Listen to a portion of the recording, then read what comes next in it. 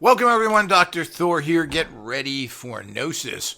Well, my continuing research on Michael Aquino, the head of the Temple of Set, Colonel Aquino, I am going through his book slowly and reporting on them because he is a fascinating man and he's been accused of so many things, and we need to find the truth here. What is his story? What was he really doing?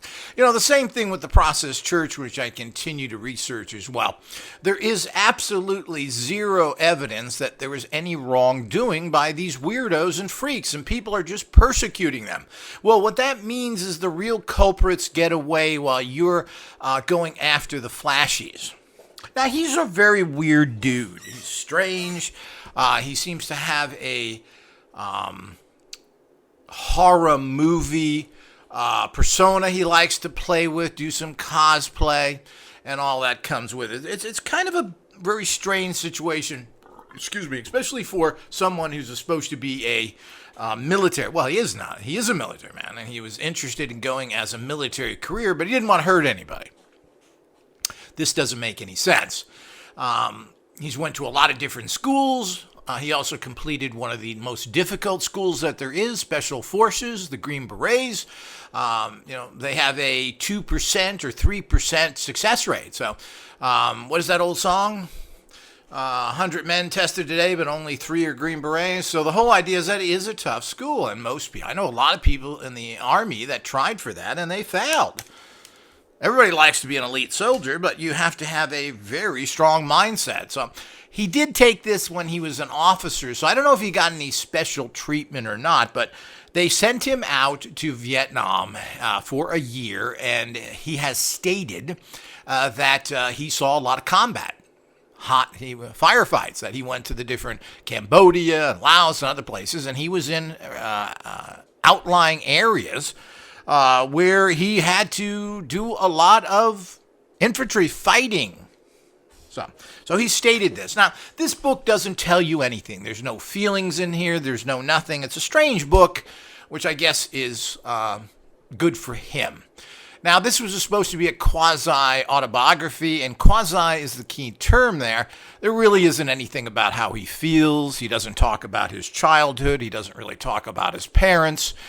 He doesn't talk about his feelings, how he went through high school, whether he, as a kid, what he did. He doesn't talk about his time in the Boy Scouts, where he rose to a very high position, but he's a guy that's always excelled and has went to the highest level. He became an Eagle Scout and got honors for that and everything else. He went to school, got his degrees, and it's nice when mommy pays for that.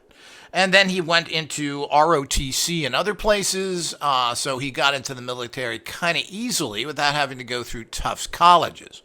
Now, he was offered West Point, apparently, but that's a nasty school. It's much easier to stay at hippy-dippy surfing town Santa Barbara and get his degree, where he was then offered a commission in the military because he had a degree, etc. But he doesn't talk about any of this. He gives you a very loose timeline. But for someone who's trying to connect him of where he was at what particular time, this could be a book, if you go through carefully, that can connect him to where he was at certain times. Now, this book again reaffirms that he was in Vietnam from 1969 to 1970. No longer. There's lots of people saying he was there for 2 or 3 years. Doesn't seem to be the case. And this is he's put in writing here, and I have reaffirmed a lot of this in his interviews. Now, the book also opens up with what apparently, his father, the first picture I've ever seen of his father, who apparently we don't know much about either. He was an investment broker. What does that mean? We just don't know, but the family had lots of money. But it may have come from his mother, who seemed to have come from a wealthy family and had some connections. So we don't know. I also think that she was probably involved in the real estate boom in California.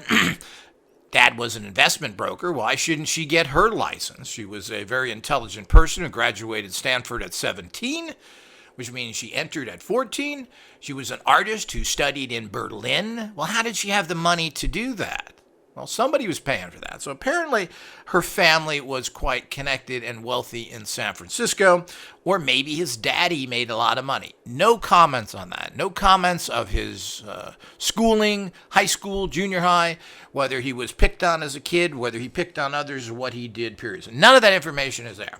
He does affirm in this book in writing that his father was in World War II and was with the Third Army, Patton's army. He states that there. So we know again that his father was there. Now, what happened after that? How did he all of a sudden become an investment broker? How did the family make money? Well, we don't know. He talks none of that. He doesn't even go into Daddy's combat or military record very much. Again, why not? He's a military guy. This is something that you think he would be prideful of. He does state that he wrote for General Patton's son, who was a general as well, that he wrote speeches for him. So he did mention that as well, which was talked about, and this is something he brings up lots to try and do that. But he doesn't talk about his father. There's nothing there. We don't know what's happening. He apparently was married twice. His first wife, Janet, which is what we may think he had a child with. The elusive Damien was probably with his first wife, not with his second wife, Lilith, who they didn't have any children with. And he doesn't talk about that either. I didn't have children. I got good grades in school. Didn't.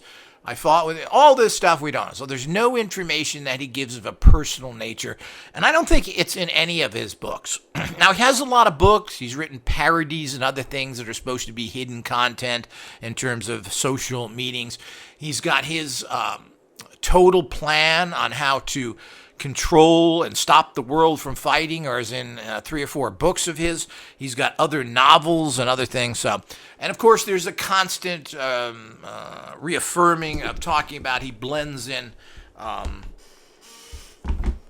into most of his talks and what he's interested in and what he's doing. There's always some sort of Nazi thing there. So he's hung up on that, even though father got wounded by them, and it's part of it. So, and he jumps in and out of disinformation there as well, misstating the casualties. Wellsburg Castle, 13,000 people died building that. He said a few hundred. He knows the record. He's trying to cover up for that. So he worships evil, rotten people who murdered and tortured millions of people and doesn't really think anything about it. He wants to live in the actual fantasy land, as a lot of Americans do, which ignore also the Japanese, who killed 20 million Chinese civilians alone. And all of this is ignored, and thinking that these were just some sort of military, this was just a war, and everybody believes they're right. Well, that's not true. These are people that committed horrible atrocities. And he may have been involved in that as well. I don't know.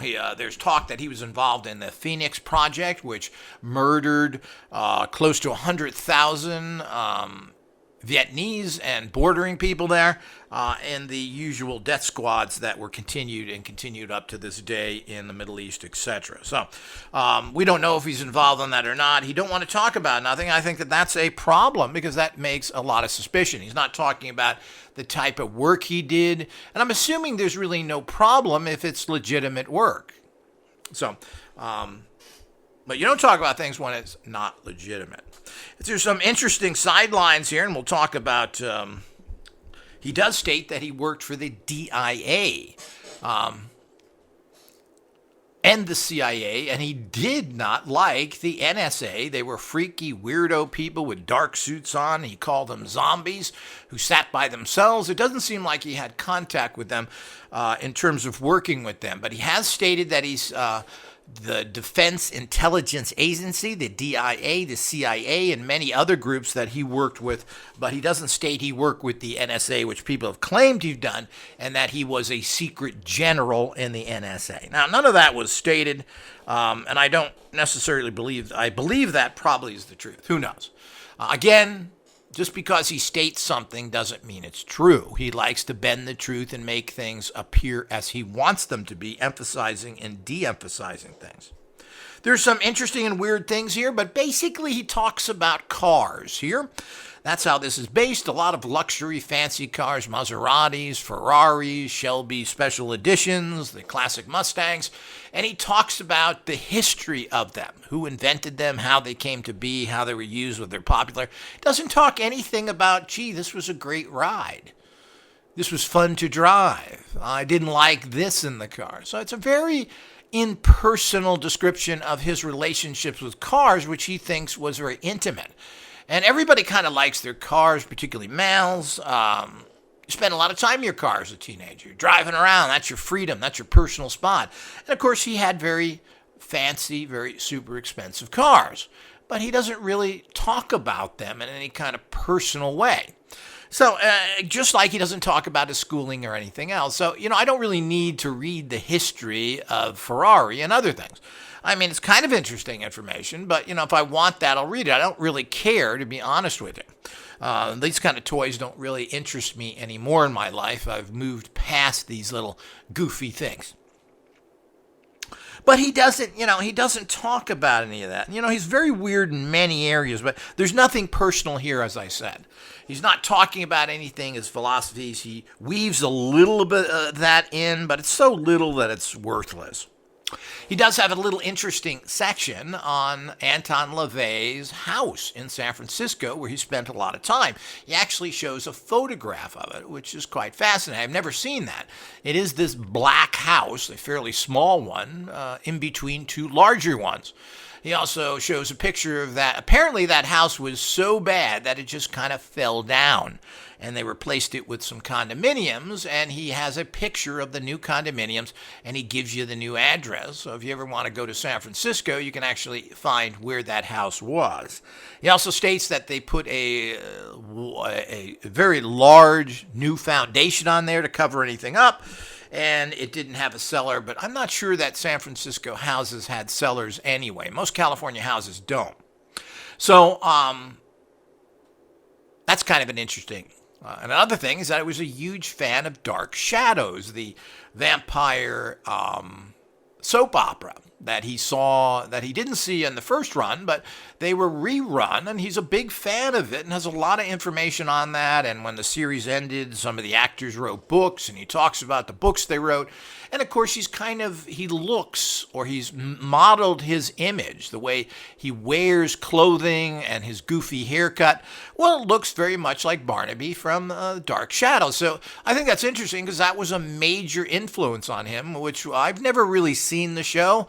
It's a soap opera, and apparently it was very popular, but I never watched it and didn't really find much interest in it personally. So he talks about that, which is interesting, as a personality trait of something that he liked. He's always been this bizarre and strange put down of anything psychic and biophysical.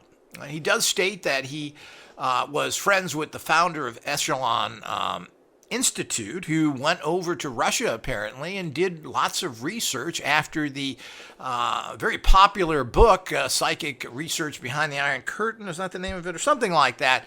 Well, this guy picked it all up and went over there and talked to a special psychic researcher and everything else, brought over a bunch of information, and he just ignores that. He doesn't go into it. He states how, which is quite fascinating, states how, and uses the term flim-flam, which is the book that apparently a person he likes, the unamazing Randy, wrote, saying how all this work at SRI was fraudulent and wasted time and money. Which is, of course, insane, which 20 years of research and thousands of people are involved in that, and very credible scientists. And lots of work have been documented, including he states that remote viewing is a total fraud. He doesn't believe in any psychic abilities. He doesn't believe in any of that, which is kind of odd as a Satanist, because wouldn't you be a strong person psychically? Wouldn't your master give you some of these abilities? Not according to him, and this is something that's always kind of baffled me about him. But he believes in Satan as a real God. He believes that the universe was created by God because it makes sense. meaning you have to have these combinations of chemicals and energies to create this type of physical matter. And because that is consistent in the universe, it means that a God created that. It's very interesting. It's a very bizarre philosophy. He also believes in Satanism because it is a honest belief system where you're not allowed any outs. You can't go to confession and say, I'm sorry. You can't ask God for forgiveness. You take the good and the bad and you own up to whatever you've done. He likes that kind of honesty. But he doesn't really talk about he hated the honesty of the church that preach other things. So he doesn't talk about that. Very strange. But he considers all that to be a fraud. He also considers the famous Men Who Stare at Goats book and practices which were being done at Fort Bragg, which is the Green Beret base.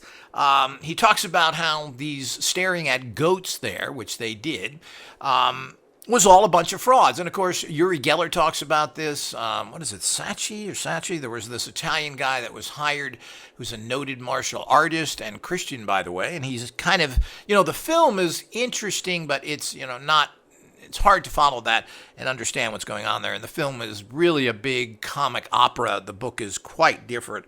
One of the few books that after I read it, I felt like I was hit by a brick. Huge depression came over me after finishing The Men Who Stare at Goats, because the end of the book goes into some really nasty, murderous stuff.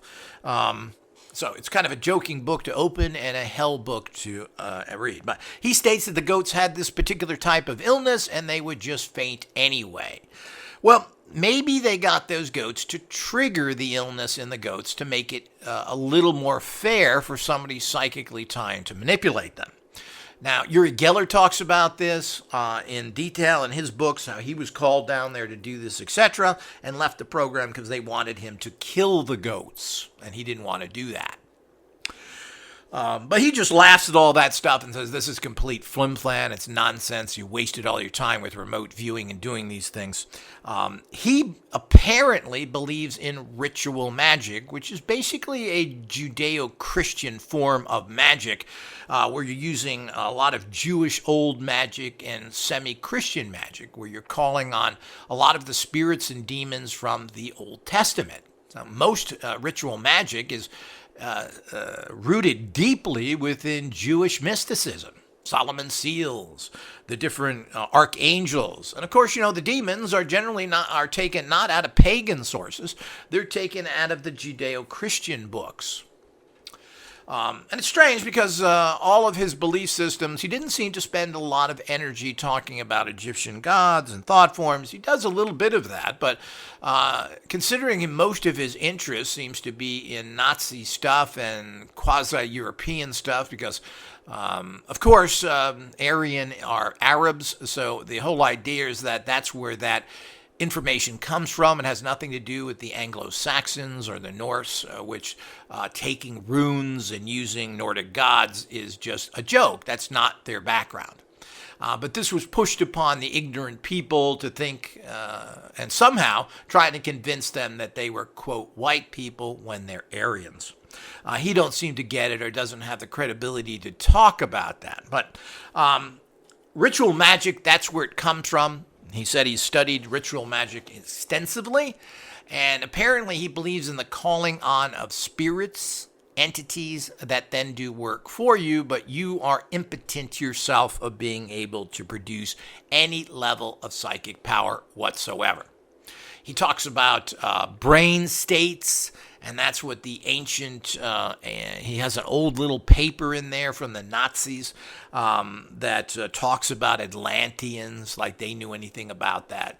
They're Arabs, they come from Iran. So the whole idea is that it's just ridiculous. And of course, they were looking all for this fake history. And of course, he's willing to buy into all that stuff. And this is why I have problems with him in terms of his credibility. He twists, he molds, he wants to believe what he wants to believe. It's interesting that there's virtually nothing in this book talking about anything Egyptian whatsoever. So, I mean, there's minor mentions of it. It gets back into all of these things. And he just can't keep away from the Nazi stuff, which he loves. And I'm not sure why that is, where that came from. But, of course, his mother, who was a genius who graduated Stanford at 17, I think was quite a weirdo. And she actually probably made money in the real estate market if his father was an investment broker, meaning a stockbroker. At that time, there was a huge surge, and a lot of people made a lot of money being in real estate. So I think Mommy had a lot to do with that. Or maybe it was Daddy that left things. Or we just don't know. And again, he doesn't talk about that. He doesn't say, I had a lot of money, I didn't. Dad made a lot of money, we had this, and so forth. So none of that is referenced. And his mother became a priestess in the Temple of Set. She also went to Germany to learn art in the early 1930s when everything was really pretty chaotic and weird there. And she's in Berlin studying art, sculpturing. Weird. And where did she get the money to do that? Well, from what I understand, her family was wealthy and she had connections, so she went over to Berlin to study art. That's going to cost lots of money. So here we go again, but no reference to this, no reference to his mother doing that, no reference to school days, no reference to high school, no references to the military, no references to anything other than tying little things into it. And of course, his bizarre anti-psychic everything is noted here yet again. He couldn't keep that out. He had to put in a statement of how everybody was bamboozled by remote viewers and other things, which the evidence to this is overwhelming. So you have to say to yourself, well, how smart is this guy? He didn't bother to get into that because I think he was closed out of it. I never remember him being mentioned by SRI, that they mentioned that he showed up, that they had any contact with him or not. Now, it certainly could have. You know, SRI was dealing a lot with the CIA, supposedly, and he was involved with that, and he was a psychological expert, but he didn't seem to be involved in any kind of, quote, metaphysical or occult programs within the military. Psychological warfare is quite different. He doesn't really talk about that, and he talks about more physical things he did in firefights, and then he talks about how he was trying to manipulate the enemy. So I don't quite understand his way of thinking there, because it goes against all of this, and he's reading all this Egyptian literature where people are able to do amazing things, and particularly the Russian literature, which is very psychic-based. But of course, you know, the Egyptian literature, I don't know if they talk about powerful people, they talk about spells, they talk about gods, and spells, of course, are bringing spirits in, they're not psychically created. So I guess that's where he's coming from in his ritual magic study.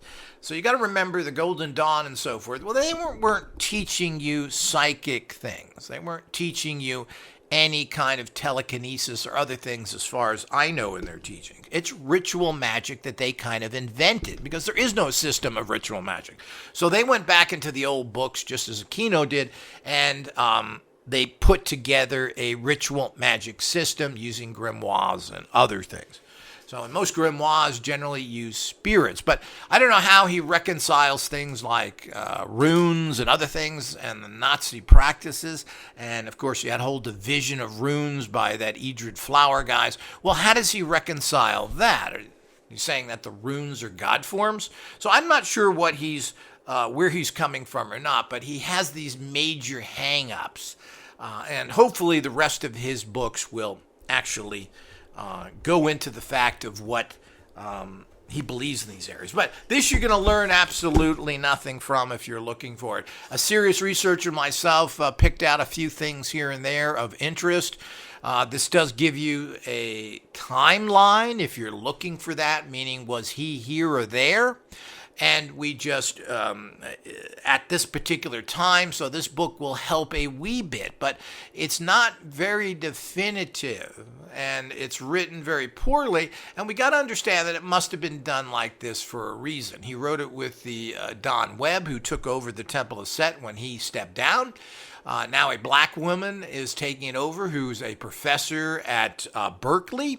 She's doing a lot of Egyptian research. And of course, he doesn't talk about any of that to any degree of what that means. But, you know, this was a particular book. But there's nothing here about his life, what he did, etc. He doesn't talk about any things he's went through. When you write an autobiography, you write about, my mom died of cancer and this or that, and I did this in Vietnam. None of that stuff. None of that stuff is covered whatsoever. As I said, you get little bits and pieces. This is the only book that I know of that actually shows a picture of his father, for whatever that means. I'm not sure that has any value, but I do like to examine everything. I'm not sure I get anything from seeing his father, but nothing mentioned about the father, that he liked him, hated him, etc. He has talked a little bit in interviews of his mother and how she was a genius and an artist, but there's no pictures of her art. There's no pictures of her sculpture. What he did is reprint some poems from like 1912 that she wrote. And, I'll probably read that book because I can get it free on the Kindle Unlimited. I'm sure that would bore me to tears, but it would be interesting of what did she write about her poetry? What was it centered on? She did become a priest of the actual Temple of Set. His first wife was a priest of the Church of Satan, and his second wife was a priest of the Church of Satan. So he's married women within the temple, which makes a lot of sense to me. And that's how you're able to have a good relationship and to actually keep the same kind of opinions going and understanding within your family unit. And you rarely see this, but he made sure he did it with each one. And I'm not sure why he was able to pull it off. Maybe it was his shiny uniform and the money he had, because he did have an income and he was an officer, so he was a stable person. And I'm assuming that, like every other person in the world, that was attractive to a degree. And he's basically a decent-looking person, so he was physically fit. He certainly is not ugly, so that's all part of it. But he did marry two priestesses in the church were his wives, and his mother was a priestess as well. Now, she must have been fairly active, because to get to that level, she had to study and do things. Now, how much of that, we just don't know. But it is interesting. It had never been mentioned that his father was involved. Apparently, everybody in the family died relatively young from cancer. His mother died from cancer, and that's interesting as well. There is still some controversy with him, but apparently he announced that he had cancer in 2016. He had a lot of his intestines and stomach taken out and healed from that and was in remission. And he states this even in an interview. I'm in the healing stages from cancer, which I find interesting. And he sounds very strong. He doesn't sound weak. His voice is still good. It sounded like he was getting better from cancer. But what I was told from some people from YouTube is that he got cancer. It came back, and that was it. And he almost died from it once with his main operation. He was strong enough to survive, was improving, but we hear this all the time, that people improve for a while and then it comes back, and it appears that it came back, and most likely he didn't want to go through the misery and the pain and even have his family suffer sitting in a hospital knowing that he was going to die. That is pretty bad. People who are strong-willed choose the time of their death, especially in that. So here's a guy with guns and everything else, seen a lot of death and everything else. For you to kill yourself at 73 because you're dying of cancer and probably in horrible pain is the wise decision, unlike other idiots out there that don't think past their proverbial nose, that say, well, that's weird. Why would it be weird? This is the kind of ignorant boobs you have there, buffoonish slobs that go out and express their opinions. On the other hand, and there's always the other hand, and I'm always at a point where, there's always 3% that is just unknowable and downright weird. Now, he was flapping his mouth out just before, while he stated he was recovering from cancer, about some pretty terrible things, saying that the U.S. government, the CIA, Mossad, and the FBI took those planes that were supposed to go into the 9/11 towers. Well, they didn't, and they didn't. That was all holographic images and everything else. All that was fake. I said it from day one. I've seen it 1,000 times, and they always look fake. And planes entering buildings like that and not breaking up, and you don't see engines flying out. A lot of that stuff don't make sense. Secondly, buildings that were completely far away from, like Building 7, just fell down. There are cars melted miles away. It's very, very strange, that whole thing. But he said those planes were taken to a military Air Force base, they were taken apart, and all the passengers were murdered. Whoa.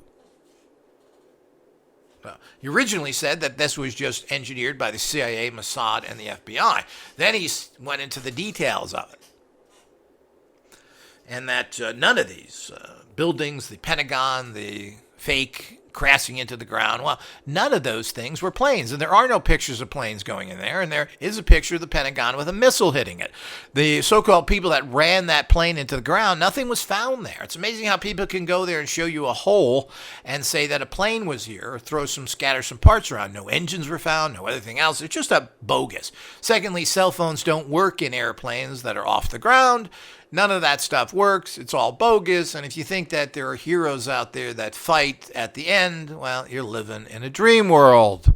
So it just doesn't happen. You can't get people to defend a comic on a stage at the Oscars. People don't do nothing. Nobody ran to somebody's rescue, even the people that were security. So if you think those things happen, well, I've got a bridge I can sell you, or maybe you should spend your life at Disneyland in the small, small world ride and just go around and around. So these are the kind of things that happen that we have to be fully aware of. So he was talking that. So there is a possibility. And of course, what people don't understand is they don't necessarily want you to let you die naturally.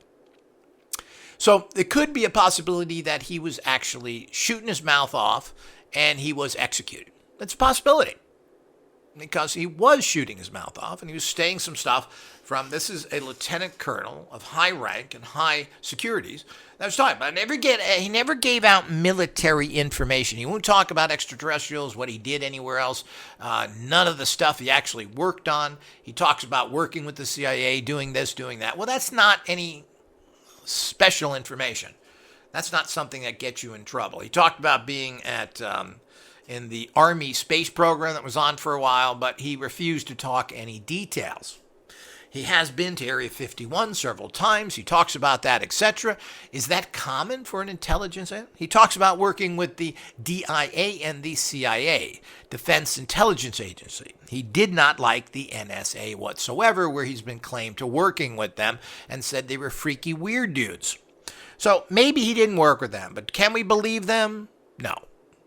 We just don't really know whether that's just a line or not. But to believe people that say, yes, he was with the NSA when there's no proof is just as stupid. We don't know. Who knows? He's involved with intelligence, but these are little branches and nobody gets along and nobody likes each other, so we just don't know. So that's a pretty strong statement to say those planes were taken to a military base, disassembled and destroyed, and all the passengers were executed. Whoa. Now we're getting spooky stuff. So anybody that doesn't believe that was a big stage farce really is the lowest level thinker. There's just so much evidence to show it differently. Buildings don't fall straight down unless they're demolized. What do they call it? Demolized? They rig them to blow. Then you fall straight down. That's what I've seen it many times where people pay for this. You have special companies that blow buildings up so they fall straight down. And then you just haul it. Because if you don't do that, they fall to the side, they could hit another building, they could fall on streets, they could kill people. So this is quite common.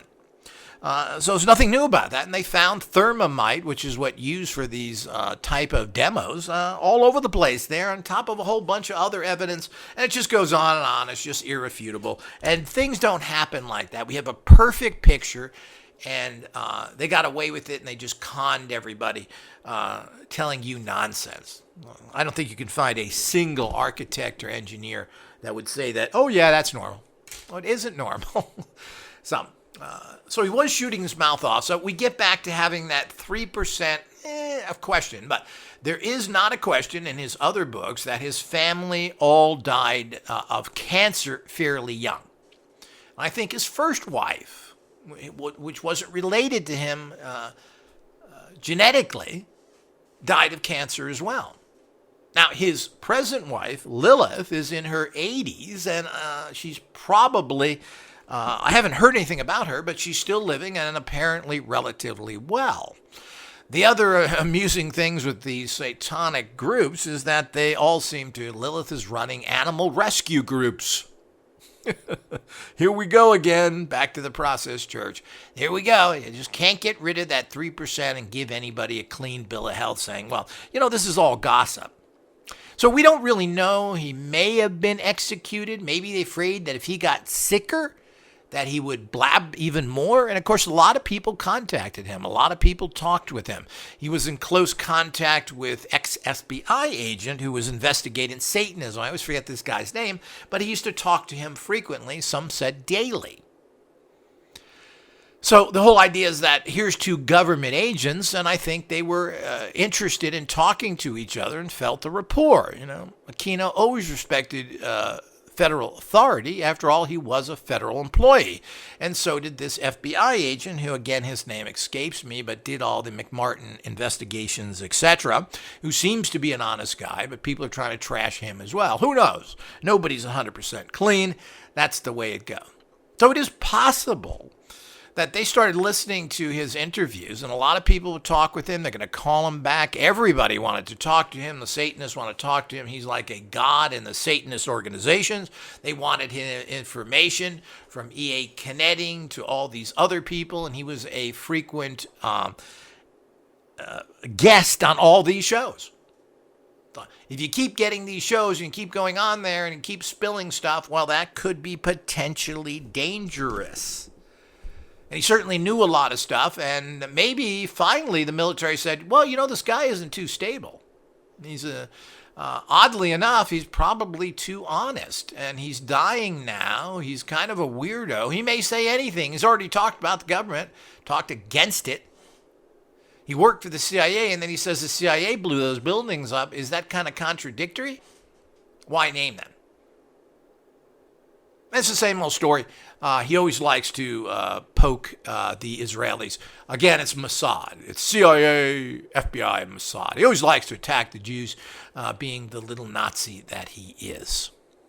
So, that's his belief system. That's what he's into. It's quite obvious. Now, the problem with that is this is a psychotic belief system, which then lends credence to the fact that he could potentially do anything, including all the things he's been accused of. Now, I'm going through right now his book on the child molestation charges, which certainly is fascinating.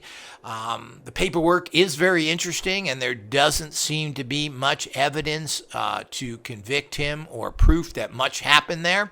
We just don't know again. I see where he's contrived some stuff in there. He's kind of phrased things to make him look better in terms of and what was happening. How true are the documents he put in there? He claims they're true, but, we'd have to see the actual documents. People come back saying that there's been many people in that case that were paid off by the military. The guy who was accused of everything was never convicted of anything. All charges were dropped, and he died of AIDS. And I'm assuming at that particular time, that was when a lot of people died of AIDS.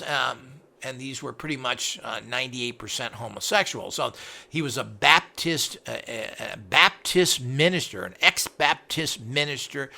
Most likely, he probably was gay, and he was accused of doing most things. But the circumstances and the information there is quasi at best. But I'm going to go over all that. He also claims that he did not have the kind of apartment that the so-called children said, and that they identified nothing. And that there's even a news program that came into his apartment and filmed it. I'm going to try and find that.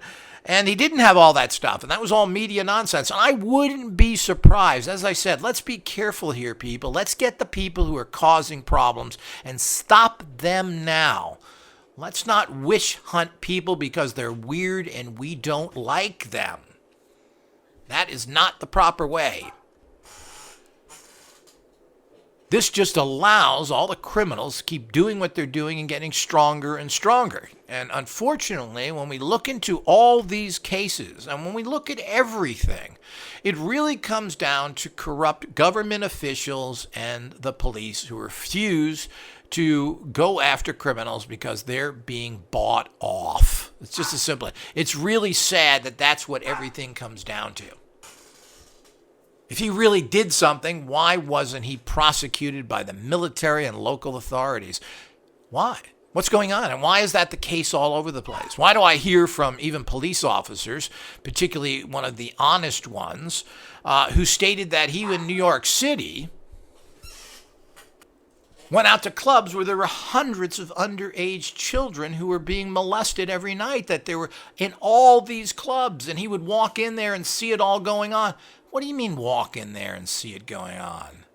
Isn't that time to call for the paddy wagon? Why weren't these things enforced? Now, he's claiming that they were protected, I guess, and he was unable to do things. And eventually, when he did do things, he was told to retire. Now, I do believe all that, but, this is a level of corruption that is staggering.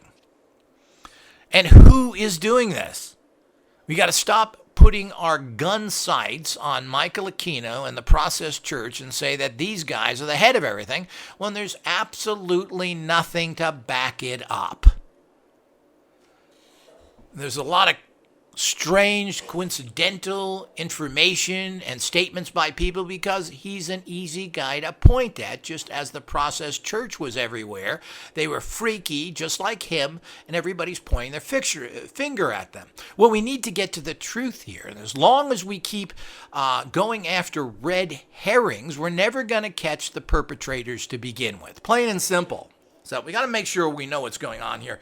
And quite frankly, there's no investigators out there that know anything, about the kind of occult, and it's really not a cult, the kind of satanic practices that go on, and to identify them and know what it's all about. None of them. And none of them study it.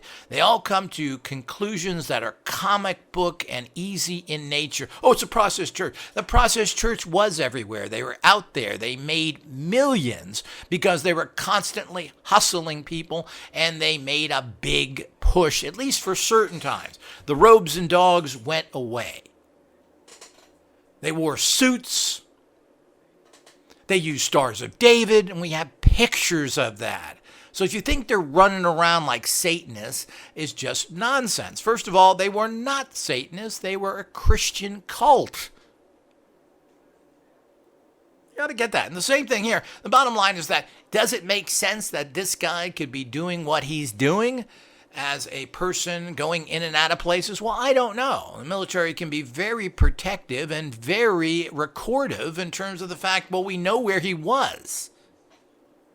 So what is going on there? So we have to be very, very careful to make sure that we get the right people and we bring the right people to justice. But, the bottom line, as with everything in life, it all boils down to corruption.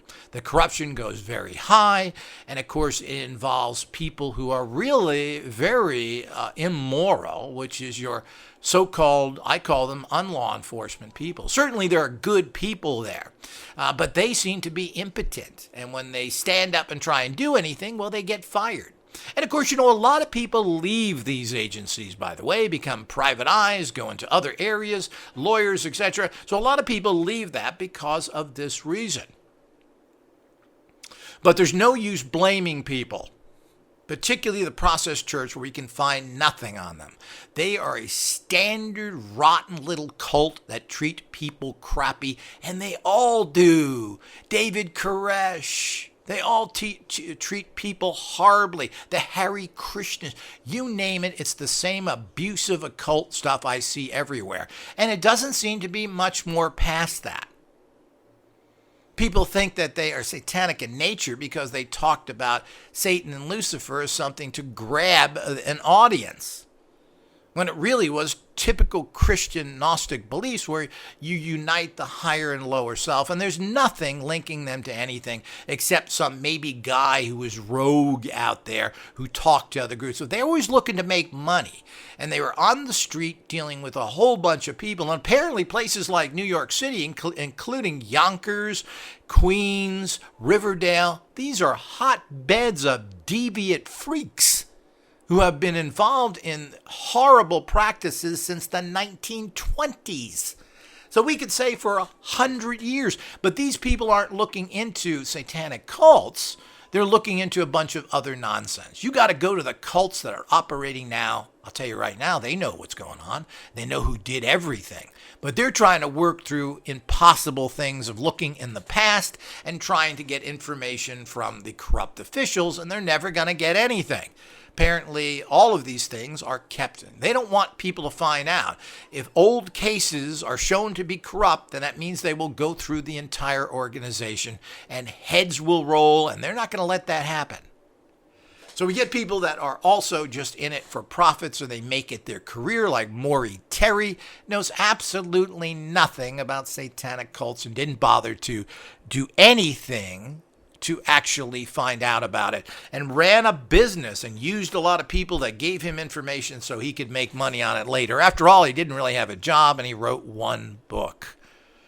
Just as simple as that. So we have to be very careful. So needless to say, this guy is weird. This guy is odd. I don't know what to make of him. In terms of what he was involved in, was he involved in, I think what we really have to find out about him, was he involved in a lot of really bad CIA-type operations with their Project Phoenix, with their mass murders, and other things where people were tortured and so forth. There's people have claimed that he came in and tortured them, some women in particular. We don't know, but that's what we need to find out. Is this true? Was he everywhere doing that? Was he connected to these groups? Well, certainly he may have been a type of person to approach. They may have thought that because of his satanic background that he would be more apt to do that. But, remember all the atrocities that are committed in this country. And it's very interesting when you read, and I'll get into that with the child molestation cases and what the FBI wrote, which is kind of telling. It's kind of interesting. Depends how you look at it. We have to find out what was being involved here. But, the fact that he's connected to everything seems to be a little bit too easy. It also is an easy person to point at because as soon as he went very public and was on TV shows, everybody can identify him. And it's an easy way to give yourself credit. Oh, yes, that Satanist guy. Oh, yeah, well, he knows it. Yeah, he identified it. No, he didn't identify it. He saw him on TV, and this is an scapegoat. So let's be sure what's going on. Let's take care of the problems and the people who are actually doing things and not go out and just grab anybody because we don't like them. And this happens all the time between everybody and one Christian group attacking another, etc. This is horrific. And it doesn't serve any purpose to lynch a person we don't like and we don't really agree with their philosophies just because of that, while the perpetrator of it all sits to the side and snickers that you're hanging the wrong man. Until next time.